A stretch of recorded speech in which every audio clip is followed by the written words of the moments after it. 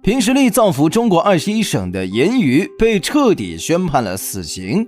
银鱼凭实力造福中国21个省，过去人人争着养银鱼致富，为什么现在没有人愿意再养了？银鱼虽然小，却是个实打实的宝贝，营养方面更是没得说，有鱼类皇后之称。100克的新鲜银鱼中，蛋白质含量就达到了 8.2 克，脂肪仅含 0.3 克。除此之外，银鱼中的钙含量、维生素 B1、B2、尼克酸等营养物质的含量也非常丰富。银鱼的外形是牙签状的一条，个头很小，没有鱼刺，肉质细腻紧实，非常适合老人、小孩或者病人食用，增强免疫力的效果很好。银鱼的产量很高，每年的2至4月都是银鱼的繁殖期。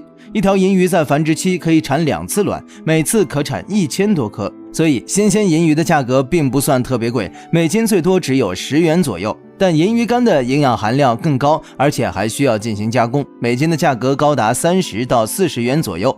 看到太湖地区的渔民靠着养银鱼赚得盆满钵满，很多其他省份的渔民都羡慕了起来。在利益的驱使下，全国21个省纷纷引进了银鱼进行养殖。银鱼也确实给这些省份创造了巨大的经济价值，不少渔民通过银鱼成功致富。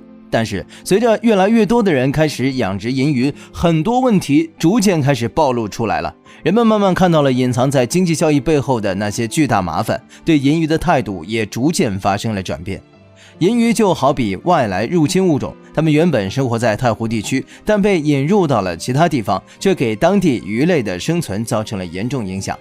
银鱼虽然很小，但它们繁殖能力强，经常会和当地的鱼类抢食物，造成当地鱼类的食物数量急剧减少。很多鱼类虽然是肉食性的，但它们不吃银鱼，也就是说，银鱼在当地根本就没有天敌。银鱼除了喜欢和当地鱼类抢食物，它们还喜欢吃浮游动物。这浮游动物能制约浮游植物的肆意生长，防止浮游植物泛滥成灾。银鱼把浮游动物都吃了，浮游植物开始大肆生长，造成水质下降，水中的氧气含量减少，影响当地鱼类生存。银鱼的恶行还不止这些，更过分的是，它们还会吃其他鱼类的卵。有一些鱼类的繁殖期在银鱼之后，等到这些鱼类产卵的时候，银鱼基本已经长大了，它们就会寻找其他鱼类的卵并吃掉。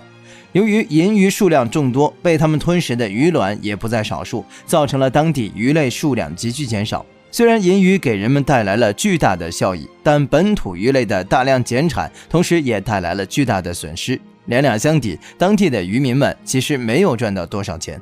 渐渐的，曾经被称为致富经的银鱼开始不再受到当地渔民的欢迎。无论什么物种，在引入到一个新的环境之前，都必须进行严格的考量，确保不会因为该物种的引入而引起当地生态系统的破坏。在促进经济发展的同时，还需要兼顾生态环境。